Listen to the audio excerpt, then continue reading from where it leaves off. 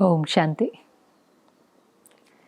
आज प्यार का सागर बाप अपने बहुत प्यारे बच्चों को देख रहा है। परमात्म बाप परमात्म प्यार के अधिकारी बच्चों को देख रहा है, क्योंकि परमात्म प्यार, भगवान का प्यार, बाबा ने कहा वो भी कोटों में कोई और कोई को भी कोई है जिसको वो नसीब होता है, जिसको वो प्राप्त होता है। क्योंकि आप देखो, भक्ति से सब लोग भगवान को ढूंढते हैं। भक्ति में तो लक्ष्य ये होता है कि बस एक बार भगवान की प्राप्ति हो जाए, भगवत प्राप्ति हो जाए, चाहे स्वप्न में दिखाई दे जाए, चाहे वो साक्षात्कार हो जाए, उतनी उनकी आश रहती है। लेकिन जब हमें ज्ञान मिलता है तो बाबा के साथ हमारे सर्व संबंध जुड़ते हैं, और जहाँ संबंध है वहाँ स्नेह है, जहाँ स्नेह है वहाँ प्राप्ति है। तो पहले तो परिचय मिलना, उसको पहचान लेना, फिर सर्व संबंध जुड़ जाना, फिर वो स्नेह की अनुभूति होना, और फिर सर्व प्राप्तियों की अनुभूति होना। ये कोटों में कोई और कोई को भी कोई को प्राप्त होता है। तो बाबा ने कहा बहुत भाग्यशाली है जो परमात्म प्यार, क्योंकि प्यार तो हम सब ने कभी ना कभी अनुभव किया है। परिवार का प्यार, माता पिता का प्यार, फ्रेंड्स का प्यार, कई प्यार तो दुनिया में हर एक ने अनुभव किया है। होता तो वो एक वाइब्रेशन ही है। लेकिन निस्वार्थ प्यार, क्यों परमात्म प्यार की इतनी वैल्यू है? क्योंकि जो बाबा का प्यार है वो बिल्कुल निस्वार्थ है। और जैसे जैसे जीवन में हम आगे बढ़ते जाते हैं उस चीज़ का हमें और गहराई से अनुभव होता है। आप सब तो अनुभवी हैं ही कि कैसे दुनिया के प्यार में कुछ ना कुछ स्वार्थ, कुछ ना कुछ आकर्षण, एक्सपेक्टेशन होती ही है। थोड़ी सटल होगी, पहले होगी, बाद में होगी, और फिर वहाँ से थोड़ा कंट्रोल, थोड़ी एक्सपेक्टेशन, कुछ ना कुछ लगा ही रहता है। सारा जीवन कोई निस्वार्थ प्यार करे, हम जो हैं जैसे हैं वैसे स्वीकार करे, हमें हर बात की शिक्षा हमारे भले के लिए दे, हम न भी कर पाएँ तो रहम दिल हो, किसी भी बात का प्रभाव बाबा के ऊपर नहीं पड़ता, क्योंकि वो निराकार है और निरंकारी है। देखो, ये टकराव वही होता है जहाँ अहंकार है। जहाँ अहंकार होता है वहाँ पर ही मैं राइट, फलाना रॉन्ग, कॉन्फ्लिक्ट, जिद, सिद्ध, अहम, वहम, टकराव, ये सब तब होता है जहाँ अहंकार है। और क्योंकि शिव बाबा निराकार भी है और निरंकारी भी है, तो उसका जो स्नेह है वो बहुत ही शुद्ध, पवित्र और निस्वार्थ है। तो बाबा ने कहा सभी ने अनुभव किया है, क्योंकि ये स्नेह ही ब्राह्मण जीवन के फाउंडेशन है। पिछले भी कुछ मुरलियों में बाबा लगातार कह रहे हैं, ज्ञान बीज है लेकिन स्नेह पानी है। अगर स्नेह जीवन में नहीं हो तो इतना लंबा जीवन जीना भी शायद बहुत मुश्किल है। फिर वो जीवन बहुत रूखी सूखी हो जाती है। आप देखो, सिर्फ स्टडी होती, फैमिली नहीं होती, बाबा का प्यार नहीं होता, रूह रेहान नहीं होती, हमें टचिंग्स नहीं होती, बाबा के कुछ जादुई अनुभव नहीं होते, तो इतनी लंबी यात्रा कैसे पार होती? तो ज्ञान में शक्ति है, ज्ञान भी फाउंडेशन है, लेकिन बाबा ने कहा स्नेह जीवन को सरल बना देता है, सहज बना देता है। स्नेह जहाँ पर होता है वहाँ मेहनत नहीं लगती है। वैसे भी 63 जन्म बहुत मेहनत करी, भगवान को ढूंढने की ही बहुत मेहनत करी। अब बाबा बच्चों को मेहनत करते नहीं देख सकता। और जहाँ स्नेह होता है वहाँ पर कुर्बान जाना, सैक्रिफाइस करना, परिवर्तन होना, त्याग करना, इसमें मेहनत नहीं लगती, ये नेचुरल होता है। आप करना चाहते हैं, देहधारी के प्रति भी स्नेह हो। आज माता पिता ही हैं, बच्चे से प्यार होता है। बच्चा बीमार है, माँ के लिए सारी रात जागना उसको बड़ा नेचुरल लगता है। कोई बीमारी है, उसको अलग अलग डॉक्टर पर लेकर के जाना। पिछले दिनों ही कोई मुझे मिला, उनका बच्चा बहुत बीमार था, कहा कोई रेयर बीमारी है। हमने सारे डॉक्टर्स, पहले तो भारत के, चाहे वो बॉम्बे है, चेन्नई है, सब जगह दिखाया। अब कहते विदेश लेकर जाना पड़ेगा, तो यूएस के डॉक्टर्स को रिपोर्ट्स भेजी, आदि आदि। अब सुन करके लग रहा था कि कितनी मेहनत कर रहे हैं, पर उनको वो मेहनत नहीं लगती, क्योंकि प्यार है। तो जहाँ प्यार होती है वहाँ पर आप कितना भी एक्सट्रीम तक जाना पड़े, लेकिन वो सहज लगता है, वो नेचुरल लगता है, वो करने की दिल होती है। वही आपके मन चित्त में होता है, वही आपके बोल और कर्म में होता है। ऐसी बाबा ने कहा जहाँ प्यार है, जहाँ स्नेह है, तो स्नेह साथी भी बन जाता है, स्नेह सहयोगी भी बन जाता है, और स्नेह वाली जीवन बहुत सरल और सहज हो जाती है। लेकिन ये किससे स्नेह है? परमात्मा से, निस्वार्थ प्यार। लेकिन बाबा ने कहा अगर वो स्नेह नहीं है तो उसकी निशानी क्या होगी? फिर कोई ना कोई चीज़ की आकर्षण होगी। पुरानी दुनिया में बहुत चीज़ें, चाहे किसी व्यक्ति की, पदार्थ की, वस्तु की, किसी की विशेषता की आकर्षण होगी, क्योंकि खालीपन है। स्नेह जैसे आत्मा को भरपूर करता है, उसकी खुराक है। अगर थोड़ा भी खालीपन होगा तो जहाँ से स्नेह मिलेगा, जहाँ से थोड़ा एक्सेप्टेंस मिलेगी, रिस्पेक्ट मिलेगी, महिमा मिलेगी, वैलिडेशन मिलेगा, वहाँ खिंचाव होगा। आकर्षण का मतलब क्या है? आप उस तरफ अट्रैक्ट हो रहे हो। आप वहीं अट्रैक्ट होंगे जब अंदर में खालीपन होगा। नहीं होगा तो दुनिया की कोई भी चीज़ अपनी तरफ आकर्षित नहीं कर सकती। और इसीलिए जो बहुत अनुभवी होते हैं, जिन्होंने जीवन में कई प्रकार के दुख भी अनुभव किए हैं या धोखा भी खाया है, उनको पता होता है कि ये सारी चीज़ें, जैसे जो माया है, झूठी माया, झूठी काया, उसमें कुछ भी सार नहीं है। उनका जो प्यार बाबा के प्रति होता है बहुत ही कोई हिला नहीं सकता। जो गीत है ना, लाख करे दुनिया तेरा साथ नहीं छोड़ेंगे, तेरा बनकर तुझको ना छोड़ेंगे। दुख भी आएंगे तो उनको खुशी खुशी सहन कर लेंगे। पर उन्होंने एक तो बाबा को पहचान लिया और उस सच्चे निस्वार्थ प्यार का अनुभव कर लिया। ऐसा नहीं है उनका कोई जीवन निर्विघ्न है। 63 जन्म का बोझ तो हर एक के सिर पर है। भिन्न भिन्न प्रकार के विघ्न आते हैं, पर वो यही कहते हैं, बाबा आपकी याद से तूफान भी तोहफा लगता है। आपकी याद से सहन करना, समा लेना, किसी भी पेपर को पार करना मुश्किल नहीं लगता। मेहनत शब्द निकल जाती है, क्योंकि बार बार स्मृति है, करन करावनहार है।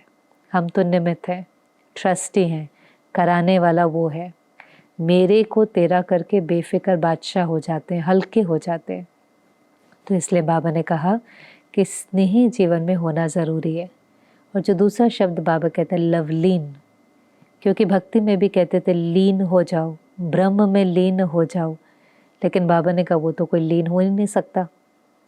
आत्मा परमात्मा में लीन नहीं हो सकती, ब्रह्मांड में भी लीन नहीं हो सकती। आत्मा की अपनी आइडेंटिटी है, परमात्मा अलग है। वो लीन हो जाएंगे तो उसका अपना अस्तित्व भी खत्म हो जाएगा, इंडिविजुअलिटी खत्म हो जाएंगे, तो लीन नहीं हो सकती। लेकिन लवलीन, उसके प्यार में जो है वो लव में लीन है। और इसलिए आज बाबा चेक कर रहा था कौन बच्चे लवली हैं और कौन लवलीन है। तो बाबा के लिए तो सारे बच्चे बहुत लवली हैं। बाबा जब इन बच्चों को देखता है, हम बच्चों को देखता है, ब्राह्मण बच्चों को देखता है, तो लवली तो है ना, जो भगवान को पहचाना, बहुत बहुत लवली हैं, बहुत बहुत मीठे हैं। पर लवलीन की निशानी क्या है? जो लव के अंदर लीन हो गए हैं। पहली चीज़ जो बाबा ने कहा, वो बाप के हर फरमान पर चलेंगे, हर डायरेक्शन पर चलेंगे, हर फरमान पर कुर्बान जाएंगे। और पहला फरमान बाबा का कौन सा है? पवित्र भव, योगी भव। दोनों चीज़ें, पवित्र भव, पवित्रता भी उनको अच्छी लगेगी, और योगी भव। अब इसको भी समझना है कि एक तो पहले जब योग होता है, आत्मा का परमात्मा से कनेक्शन है, उसको अनुभूति होती है, तो ही उसके लिए पवित्र रहना सहज है। जब अतीन्द्रिय सुख की अनुभूति होती है तो इंद्रियों के सुख की आकर्षण नहीं होती, तो ही आपके लिए पवित्र रहना, सदा पवित्र रहना सहज होता है। और दूसरा, जितना पवित्र होंगे उतना वो जो योग है वो और गहरा होता जाएगा, क्योंकि बाबा एवर प्योर है। तो एवर प्योर के साथ हम जुड़े रहें, बाबा की याद भूले नहीं, कंबाइंड रहें, उसके लिए भी प्योरिटी चाहिए। तो जैसे ये कई चीज़ें साइकिल में होती हैं, आपकी जितनी प्योरिटी बढ़ेंगे उतनी याद बढ़ेंगे, जितनी याद बढ़ेंगे उतनी प्योरिटी बढ़ेंगे। लेकिन जो भी भगवान का फरमान है वो उस फरमान पर कुर्बान जाएंगे। और दूसरी जो निशानी बताई बाबा ने कि पुराने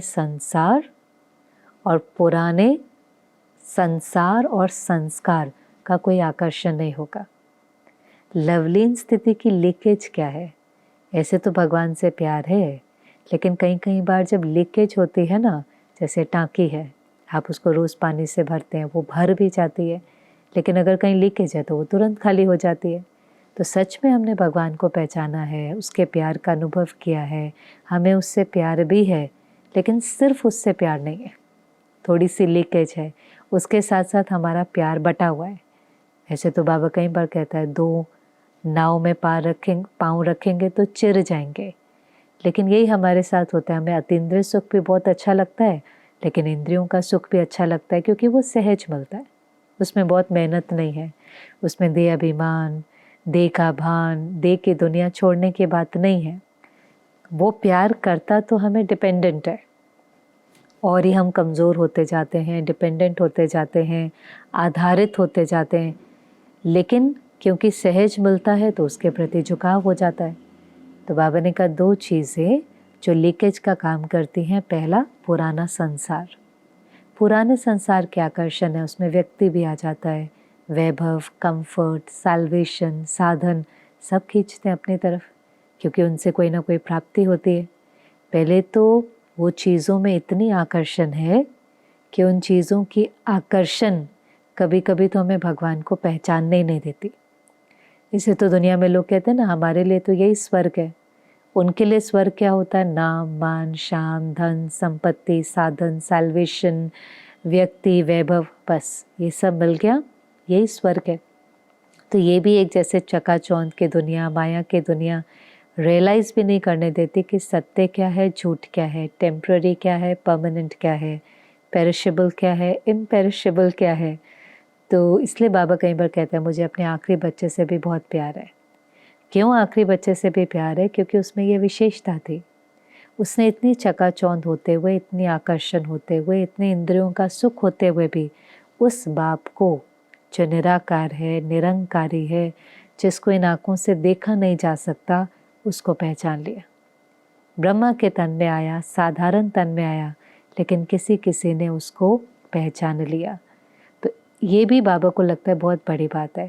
लेकिन फिर लीकेज है, पहचानने के बाद भी वो पुरानी दुनिया अपनी तरफ आकर्षित करती है, क्योंकि उसका सुख हमारी मेमोरी के अंदर है। वो सुख हमें अपनी तरफ आकर्षित करता है, लेकिन अपने को याद दिलाना कि वो सुख बहुत टेम्प्ररी है। पिछले दिनों बाबा कह रहा था, बच्चे लाख भी होंगे, करोड़ भी होंगे, कोई काम में नहीं आएंगे। पुरुषार्थ करो, बाबा को याद करो, अपने विकर्मों को विनाश करो, सर्व शक्तियाँ, सर्व गुणों को अपने अंदर जमा करो। ये कमाई, अविनाशी कमाई, लास्ट में भी काम आएंगी और आने वाली दुनिया में भी काम आएंगी। लेकिन फिर भी वो पुरानी दुनिया और साथ साथ पुराने संस्कार, अब वो आज के मना ओरिजिनल संस्कार नहीं है। हमारे आदि अनादि संस्कार कौन से हैं? शांति, शक्ति, प्रेम, आनंद, खुशी, ज्ञान, पवित्रता। और अभी के संस्कार कौन से हैं? काम, क्रोध, लोभ, मोह, अहंकार, ईर्ष्या, द्वेष, अलबेलापन, आलस्य, तुलना, बहुत सारी लंबी फैमिली है। तो जैसे ये वाइट साड़ी के ऊपर बहुत सारे दाग हैं, पर ये पुराने संस्कार भी अपनी तरफ खींचते हैं, क्योंकि इनसे भी सुख मिलता है। इनका जो सूक्ष्म रूप है, जैसे रोब है, कंट्रोल है, कहेंगे नहीं ऐसे तो कोई लोभ नहीं है, इच्छा नहीं है, लेकिन अच्छा लगता है। तो ये सारी चीज़ें भी हमें डिपेंडेंट करती हैं। हम कभी कभी पुराने संस्कारों को छोड़ना भी नहीं चाहते। पुराने संस्कार भी हमें कभी कभी लॉन्ग रन में तो दुखी देते हैं, लेकिन शॉर्ट रन में फ़ायदा करा सकते हैं। आपने गुस्सा किया, काम हो गया। लोभ था, आपने बहुत चीज़ें इकट्ठी कर ली, वो चीज़ें सुख देती हैं। ईगो है तो ईगो भी कभी कभी हम डिफेंस मैकेनिज़्म की तरह यूज़ कर लेते हैं कि कोई हमारे ऊपर हमारा फ़ायदा ना उठाए। है वो सब टेम्प्ररी, आत्मा कोई उससे शक्तिशाली नहीं बनती, सोल पावर तो कमी हो रही है। लेकिन जिससे भी हमें थोड़ी भी प्राप्ति होती है, टेम्प्ररी भी प्राप्ति होती है, हम उसको छोड़ना नहीं चाहते। इसलिए चाहे वो तनाव है, चाहे वो क्रोध है, चाहे वो कंपटीशन है, चाहे वो ईर्ष्या है, अंदर से काला बना रही है, लाल पीला बना रही है, शक्ति को कम कर रही है, तो भी पुराने संस्कार, कड़े संस्कार अपनी तरफ आकर्षित कर लेते हैं। कभी उससे हम मजबूर भी हो जाते हैं, छोड़ना भी चाहते हैं तो भी छूटता नहीं है, क्योंकि 63 जन्म की आदत है। तो बाबा ने कहा ये दो चीज़ें लीकेज का काम करती है। पर बार बार अपने को याद दिलाना कि मेरे वास्तविक संस्कार कौन से हैं। आदि अनादि संस्कार भी कितने प्योर हैं। आदि अनादि, अनादि माना जो सदा के, आदि माना जो शुरुआत में थे, चाहे परम धाम में आत्मा बिंदी स्वरूप में थी, फिर देवता स्वरूप में आई, और अंत में भी बाबा ने कहा ब्राह्मण जीवन भी कितना श्रेष्ठ है। तो आदि, अनादि और अंत तीनों समय संस्कार बहुत श्रेष्ठ हैं। बस ये मध्य में जिस समय देह अभिमान के वश हुए, देह भान आने के कारण काम, क्रोध, लोभ, मोह, अहंकार, उसके बाल बच्चे सब का ऐसा अटैक हुआ कि अंदर ही अंदर जैसे दीमक होती है ना, कब लकड़ी को खा जाती है, अंदर से खोखला कर देती है, पता ही नहीं चलता, दिखाई भी नहीं देती, लेकिन अंदर अंदर अंदर अंदर उसको ख़त्म कर देती है। ऐसे ही विकारों ने दीमक की तरह अंदर से हमें बिल्कुल खोखला कर दिया, पता भी नहीं चला। इतने खोखले हो गए कि वही शांति खुशी को बाहर ढूंढने लगे, और फिर तो स्वीकार ही कर लिया कि कभी खुशी कभी गम, सदा खुशी हो ही नहीं सकती। तनाव नेचुरल है, गुस्सा तो आता ही है, करना ही पड़ता है। इतने खोखले हो गए कि हमें गलत गलत भी नहीं लगता। हमने उस गलत को भी नेचुरल, नॉर्मल करके स्वीकार कर लिया। लेकिन बाबा ने कहा आपका लक्ष्य क्या है? दुनिया ने तो भले स्वीकार किया, आपका लक्ष्य क्या है? हमारा लक्ष्य बाप समान बनना, बाप मनुष्य बाबा या ब्रह्मा बाबा के समान बनना, यही लक्ष्य है। तो बाबा ने कहा दोनों कैसे हैं? चाहे शिव बाबा को देखो, ब्रह्मा बाबा को देखो, बाप दादा को देखो, दोनों स्नेही और सहयोगी है। चाहे कोई कैसा भी बच्चा है, हर एक को स्नेह और सहयोग दिया। ये नहीं वो स्नेह दे तो मैं स्नेह दूं, वो सहयोग दे तो मैं सहयोग दूं। ये भी कोई बिजनेस तो नहीं है, गिव एंड टेक नहीं है। लेकिन जैसे फूल होता है, फूल का संस्कार क्या होता है? खुशबू देना।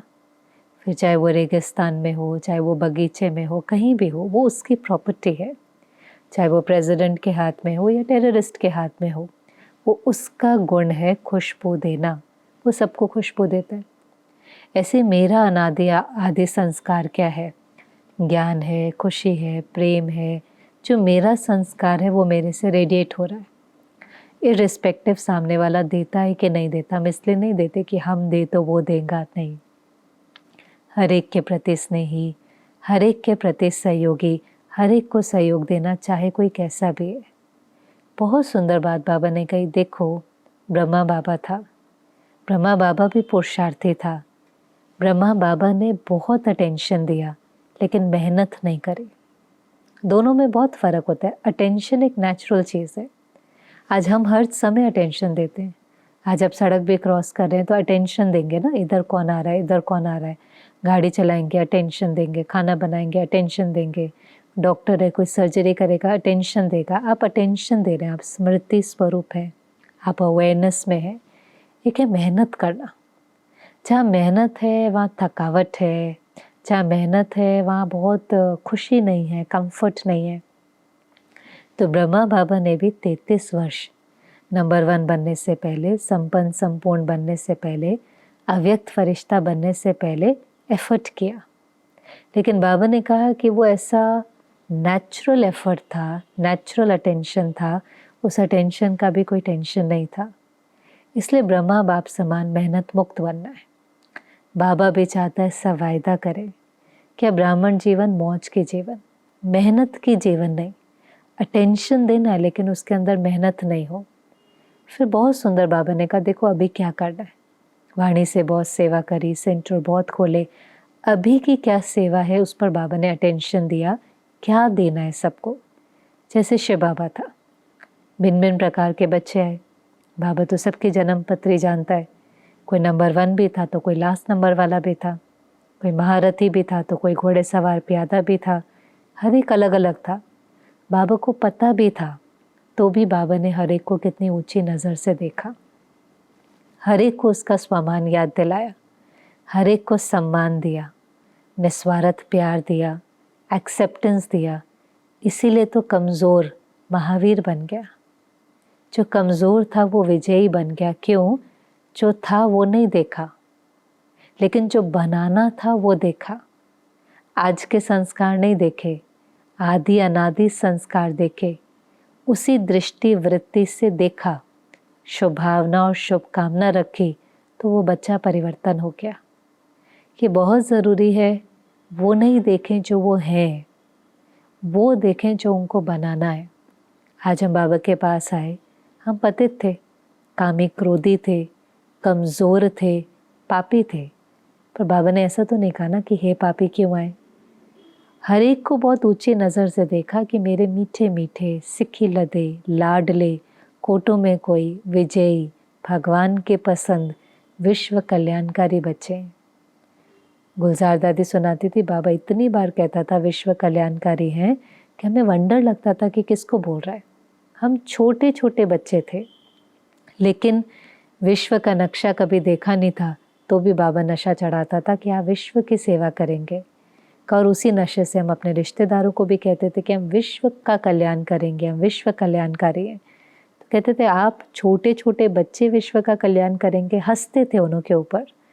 तो कहा बाबा नशा चढ़ाता था, तो हम उनको कहते थे 5 पांडव कौरवों पर जीत पा सकते हैं, 5, तो हम तो 80 हैं, छोटे हैं तो क्या हो गया, हम तो 80 हैं, तो क्या हम 80 बच्चे विश्व का कल्याण नहीं कर सकते। तो आप देखो किस नज़र से बाबा ने उन्हों को देखा। कभी बाबा ने नहीं देखा कि कमज़ोर है, और वो भी तो 1-1 की कांटी थी, वरना भिन्न भिन्न संस्कार लेकर आए थे, कोई सारे परफेक्ट थोड़ी ना थे। छोटे बच्चे थे, अलग अलग परिवारों से आए थे, अलग अलग संस्कार लेकर आए थे, हर एक अपना 63 जन्मों का हिसाब किताब लेकर आया था।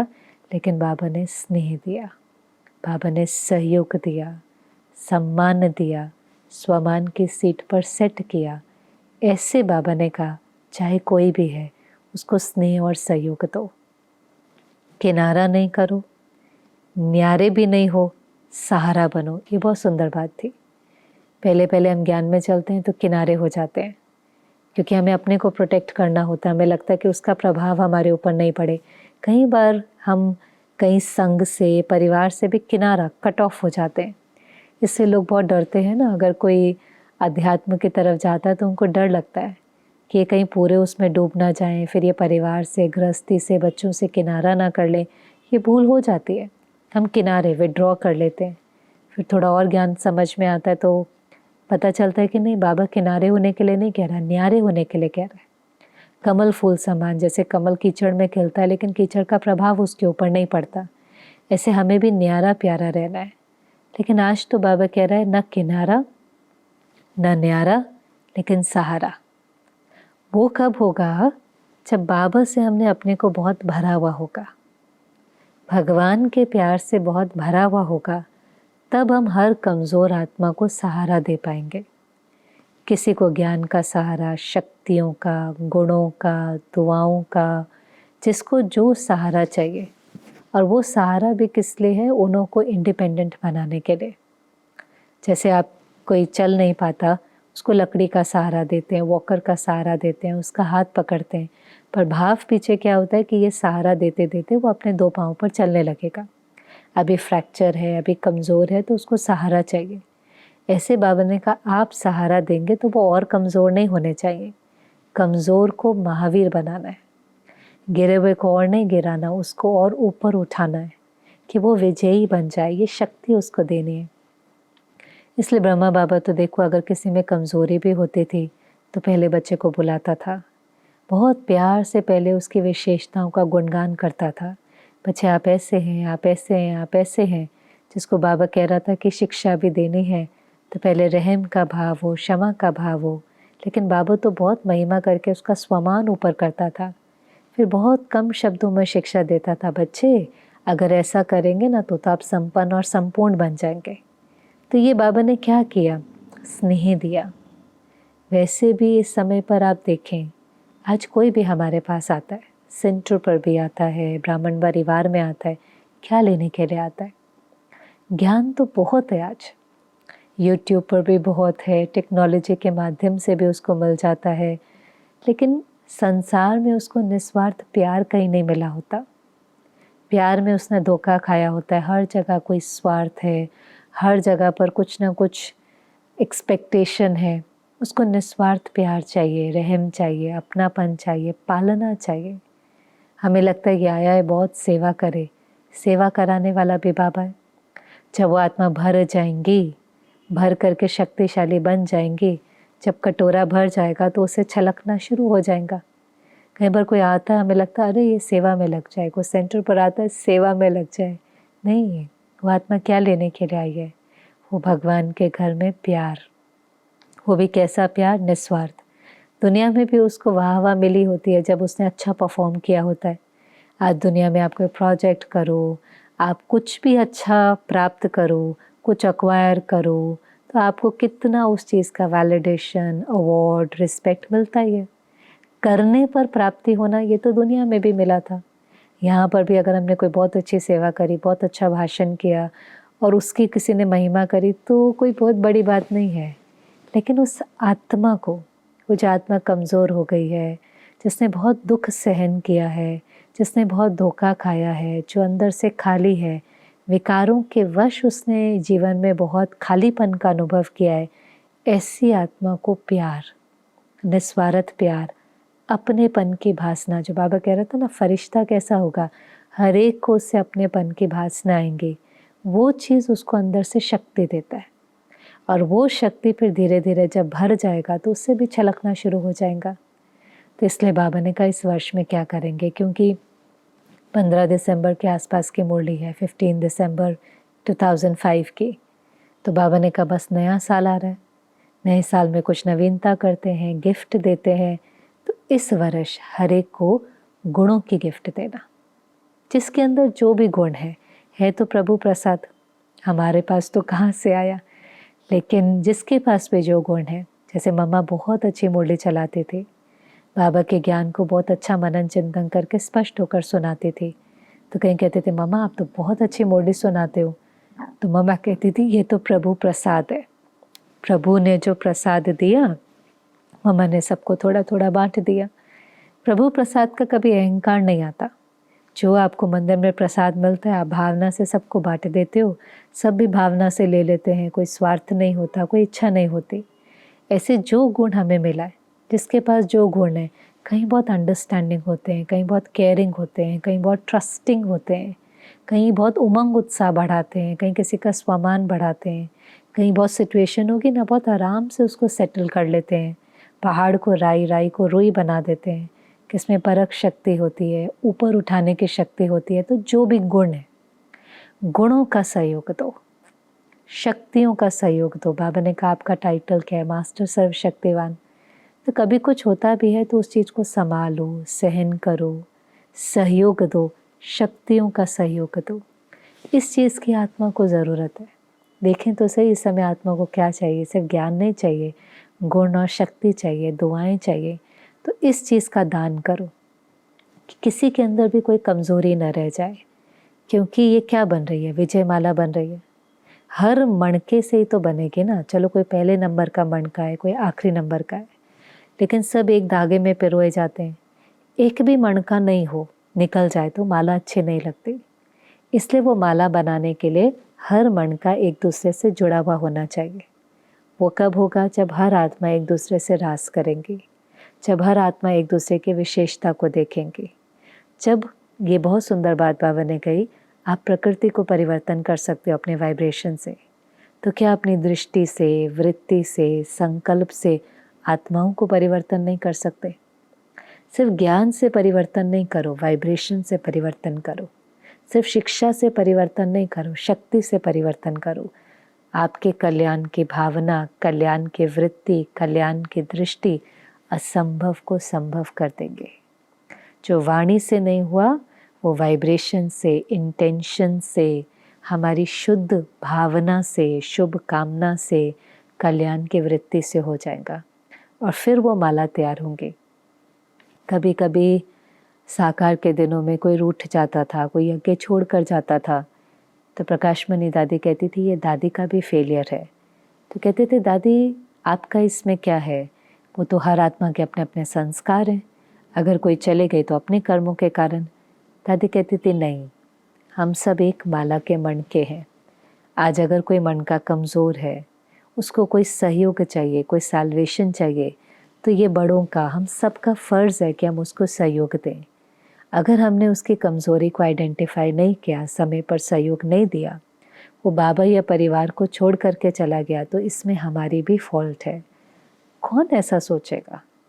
किसके अंदर इतना अपनापन होगा कि आपकी कमज़ोरी मेरी कमज़ोरी, आपकी हार मेरी हार। माता पिता कई बार सोचते हैं, आज बच्चा सफल नहीं होता, कई बार माता पिता को लगता है ये मेरा फेलियर है। होते तो हर एक के अपने अपने संस्कार हैं, लेकिन फिर भी उनको लगता है मुझे ऐसी पालना देनी चाहिए, ऐसी पढ़ाई देनी चाहिए, ऐसे संस्कार देने चाहिए कि वो जीवन में सफल हो।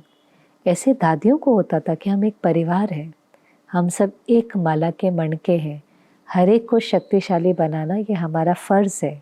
हर एक को स्नेह देना, वो बाबा के और नज़दीक आए, वो ब्राह्मण परिवार के और नज़दीक आए, वो अपने को ऐसा महसूस करे कि मैं बहुत भाग्यशाली हूँ, बाबा के कार्य में खुशी खुशी से अपना तन मन धन लगाए, ऐसा हमारा भी उसके प्रति फ़र्ज़ है।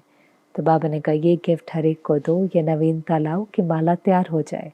फिर बाबा भी ताली बजाएगा, जैसे आप बार बार ताली बजाते हैं, बाबा भी बधाई देगा, विश्व के आगे ताली बजाएगा, विश्व भी कहेगा हमारे इष्ट आ गए, हमारे पूज्य आ गए। इसलिए बाबा ने कहा भी जल्दी जल्दी आप प्रत्यक्ष हो जाओ। सब थक गए हैं, प्रकृति भी थक गई है, आत्माएं भी थक गई हैं, एडवांस पार्टी भी इंतज़ार कर कर के थक गई है। अभी आप इंतज़ाम करो, आप इंतज़ाम करेंगे तो सबका इंतज़ार पूरा हो जाएगा। इससे जल्दी जल्दी अपने को तैयार करके मुक्ति का गेट खोलो। बाबा ने कहा देखो संसार में दो चीज़ों की आजकल बहुत बात होती है। बहुत अच्छा उदाहरण था, हम सब ने कई बार सुना है। जैसे शरीर को अगर शक्तिशाली बनाना है तो कहते हैं खाना और एक्सरसाइज, दो चीज़ों पर ध्यान दो। उसमें भी कहते हैं 70% फूड, 30% एक्सरसाइज। ऐसे बाबा ने कहा आत्मा को शक्तिशाली बनाने के लिए भी खाना और एक्सरसाइज। अब एक्सरसाइज क्या है, मन की एक्सरसाइज क्या है, जहाँ चाहे मन को लगा लो। जैसे शरीर फ्लेक्सिबल होता है ना एक्सरसाइज करते करते, जहाँ मोड़ना है उसको मोड़ लो, ऐसे ही मन को जहाँ चाहे वहाँ लगा लो। अभी अभी ब्राह्मण, अभी अभी फरिश्ता, अभी अभी देवता, या जो बाबा कितनी सारी एक्सरसाइज कराता है। 1 सेकंड में निराकारी दुनिया में पहुँच जाओ, 1 सेकंड में लाइट हाउस बनकर चारों ओर लाइट माइट फैलाओ, 1 सेकंड में अपने फरिश्ते स्वरूप में स्थित हो जाओ। तो 1 सेकंड के अंदर मन को जहाँ लगाना चाहो, मन एकाग्र हो जाए, कोई चीज़ उसको खींचे नहीं। जो बाबा कहते हैं इसके लिए बहुत काल का अभ्यास होगा तो अंत में पास हो सकेंगे। सॉरी। तो एक है कि ये मन की एक्सरसाइज करो, और दूसरा है खाना। तो बाबा ने कहा आत्मा का भोजन क्या है, मन का भोजन क्या है, शुद्ध संकल्प। व्यर्थ संकल्प नहीं हो, नेगेटिव संकल्प नहीं हो, मन में शुद्ध संकल्प हो। अब शुद्ध संकल्प के लिए चाहिए शुद्ध इन्फॉर्मेशन। जो हम देखते हैं, सुनते हैं, पढ़ते हैं, वही तो हमारे मन में संकल्प चलते हैं। एक्चुअली मन में जो संकल्प चलते हैं वो 3 चीज़ें हैं। एक तो जो इन्फॉर्मेशन हम लेते हैं, दूसरा पास्ट के जो अनुभव हैं वो भी संकल्प क्रिएट करते हैं, और तीसरा है जो हमारे बिलीफ सिस्टम है, जो हमारी मान्यता है। तो धीरे धीरे ज्ञान से पास्ट को बिंदी लग जाती है, श्रेष्ठ मान्यताएं जीवन में धारण हो जाती हैं, और पवित्र भोजन जो हम देखते, सुनते, पढ़ते हैं वो पवित्र हो जाता है। रोज़ इतना श्रेष्ठ ज्ञान सुनना, इतनी क्लासेस सुनना, बाबा के गीत सुनना, ये सब क्या है, ये बहुत शक्तिशाली भोजन है। गरम गरम हलवा है, तो इससे मन अपने आप शक्तिशाली होने लगता है। तो बाबा ने कहा ये दोनों चीज़ें, मन की एक्सरसाइज भी करो और उसको शुद्ध भोजन खिलाओ। तो ये तो मुरली थी। उसके बाद दादी जी से मुलाकात थी, 2005 है। दादी जी की तबीयत थोड़ा ऊपर नीचे है, पर बाबा की तबीयत बिल्कुल फरिश्ता लग रही है, न्यारा और प्यारा, सबके सामने उदाहरण है। फिर गुजरात का ग्रुप आया हुआ था, सेवा में भी आया हुआ था, और गुजरात के भाई बहनें आए हुए हैं। तो पहले तो गुजरात के जो बड़ी टीचर्स थी, लगभग 13, वो बाबा से मिली। तो बाबा ने कहा महावीर हैं, विजयी हैं, बहुत सेवा की बधाई भी दी, उमंग उत्साह भी बढ़ाया। फिर सरला दीदी ने पूछा बाबा विजय माला में दादी ने हमारा नाम रखा है? क्योंकि पिछले दिन बाबा कह रहा था ना, बहुत होमवर्क बाबा ने दिए थे, 1 मास ना दुख देंगे ना दुख लेंगे। तो दादी चेक करेंगी, फिर विजय माला में नाम आएगा। तो कहा कि आपको क्या लगता है, आपको तो लगता है ना आपका नाम विजय माला में होगा ही। फिर उन्होंने कहा बाबा भी विशेष क्या सेवा करें? तो जो इशारा बाबा ने दिया कि वारिस क्वालिटी निकालो। वारिस क्वालिटी किसको कहते हैं?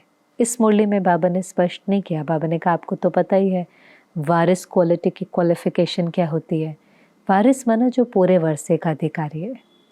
कई मुरलियों में बाबा ने जो वारिस क्वालिटी की विशेषता बताई है कि वो बाबा के हर श्रीमत पर चलते हैं, वो हर समय एवरिटी है, वो पूरा तन मन धन संबंध संपर्क से समर्पित हैं। बस बाबा उनके जीवन में सिर्फ बाबा ही सब कुछ है, तो ही तो संपूर्ण वर्षे के अधिकारी होंगे। तो अलग अलग वैरायटी है ना, यज्ञ में भी गॉडली स्टूडेंट हैं, पर ज़रूरी नहीं है कि पूरे पूरे स्वाहा हुए हैं। संपर्क वाले भी बहुत हैं, सहयोगी भी बहुत हैं, लेकिन वारिस जिनके लिए बाबा संसार है, एक बाबा दूसरा ना कोई, तन मन धन से पूरा सरेंडर है, ऐसे वारिस निकालो। पहले भी निकले हुए हैं, लेकिन बाबा ने कहा और निकालो। सबको भी कहा जो आए हुए थे, हर सेंटर कम से कम एक निकाले। वारिस क्वालिटी का जो आत्मा है उनका गुलदस्ता लेकर आओ। बाकी तो गुजरात है, राजस्थान के बिल्कुल बाजू में है। तो बाबा ने कहा जो चुल पर है वो दिल पर है, माना जो सबसे नज़दीक है वो बाबा के दिल में समाये हुए हैं, अथक सेवाधारी है। क्योंकि देखो जब भी कोई प्रोग्राम होगा बड़ा मधुबन में और अगर सेवाधारियों की कमी हो, भाई बहनों की कमी हो, पहले गुजरात याद आता है, क्योंकि कुछ घंटों में पहुंच जाते हैं। और गुजरात भी शुरू से ऐसा रहा है जो अथक सेवाधारी। जैसे ही आवाज़ आई, न्योता आया, इनविटेशन आया, तुरंत भागे यज्ञ में सेवा देने के लिए या जिस भी चीज़ की आवश्यकता है। तो बाबा ने कहा जैसे सभी दिल में समाये हुए हैं।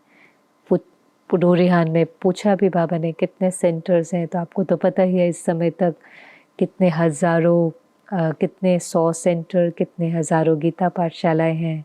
फिर बाबा ने कहा सबसे बड़ा जोन कौन सा है, तो महाराष्ट्र। तो इस प्रकार से बच्चों के साथ बाबा ने चिट चैट करी, पर जो विशेष इशारा दिया कि वारिस क्वालिटी की आत्माएं तैयार करो। बाबा ने कहा 108 तैयार हो गए हैं। तो प्रकाश मनी दादी ने कहा हाँ बाबा 108 तो तैयार हो गए हैं। तो बाबा ने कहा अच्छा फिर तो बहुत अच्छी बात है, लिस्ट लिखना निकालना। फिर पूछा 16,108 तैयार हो गए हैं, वो माला तैयार हुई है? तो दादी जी ने कहा बाबा आधी से ज़्यादा हो गई है। अब आप देखो दादी जी भी कितना हक से, अथॉरिटी से बाबा को, बाबा तैयार हो गई है, आधी से भी ज़्यादा तैयार हो गई है। तो बाबा ने कहा फिर तो बहुत मुबारक हो, बहुत अच्छा है, बाबा खुश है। तो इस प्रकार से मुलाकात थी। और लास्ट में कैड का ग्रुप आया हुआ था। कैड का जो प्रोजेक्ट है कोरोनरी आर्टरी डिजीज़, ये ग्लोबल हॉस्पिटल रिसर्च सेंटर ने DRDO के साथ मिल करके शुरू किया था। उस समय डॉक्टर अब्दुल कलाम जी की लीडरशिप के अंदर ये प्रोजेक्ट हुआ था, जिसमें जो विशेष इसका लक्ष्य रहता है कि कैसे लाइफस्टाइल चेंज से, डाइट, प्रॉपर स्लीप और मेडिटेशन से जो आर्टरी के अंदर ब्लॉकेजेस हैं उसको रिवर्स किया जाए और सर्जरी की आवश्यकता ना पड़े। और बहुत वंडरफुल रिज़ल्ट इसके हैं जो गवर्नमेंट तक भी लेकर के गए। तो बाबा ने कहा ये बहुत अच्छा साधन है, इससे ये चीज़ सिद्ध होती है कि मेडिटेशन कितना पावरफुल है, कैसे उसका हेल्थ पर भी प्रभाव पड़ता है, कैसे बिना सर्जरी के भी ठीक हुआ जा सकता है। तो डॉक्टर सतीश गुप्ता ने बहुत इस प्रोजेक्ट पर मेहनत करी और इतने वंडरफुल रिज़ल्ट्स हैं। हमारे भी पास कुछ भाई बहनें हैं, सच में कैसे कुछ फैक्टर्स को ध्यान देते हुए पूरा प्रोजेक्ट का चलता है। लोग अपनी रिपोर्ट्स भेजते हैं, फिर उनकी गाइडेंस के अंदर जो ये 6-8 दिन का प्रोग्राम होता है मधुबन में उसको अटेंड करते हैं, फिर 6 मास तक उसको प्रॉपर्ली फॉलो करते हैं जो भी वो कहते हैं, जिसमें उठने का समय, सोने का समय, डाइट, एक्सरसाइज, लाइफस्टाइल चेंज, कोई स्ट्रेस नहीं, रेगुलर मेडिटेशन, मुरली, सब कुछ।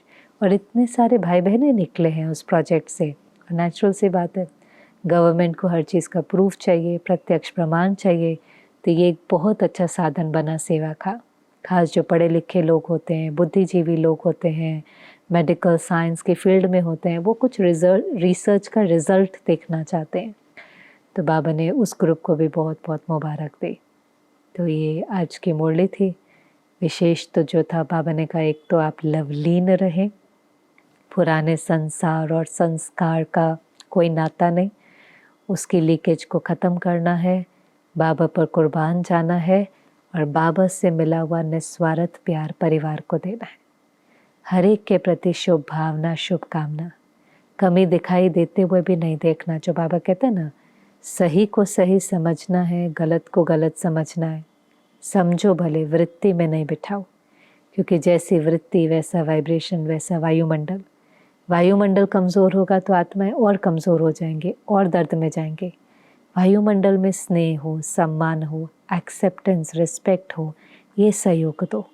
गुणों का सहयोग दो, शक्तियों का सहयोग दो, गिरे हुए को और ऊपर उठाओ। सहयोग दे करके कमज़ोर को महावीर और विजयी बनाना है। हम सबको खुद भी हम एक माला का दाना है, खुद को भी तैयार करना है और हर मणके को भी सहयोग देकर पूरी माला को तैयार करना है।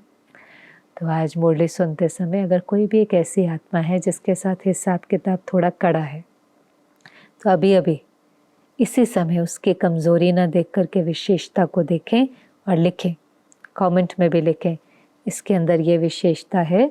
आज इस दृष्टि से इसको देखेंगे और इसको स्नेह सहयोग दे करके परिवर्तन करेंगे। हम प्रकृति को परिवर्तन करने वाले आत्मा को तो अपनी शुभ भावना और शुभकामना से परिवर्तन कर ही सकते हैं। ओम शांति।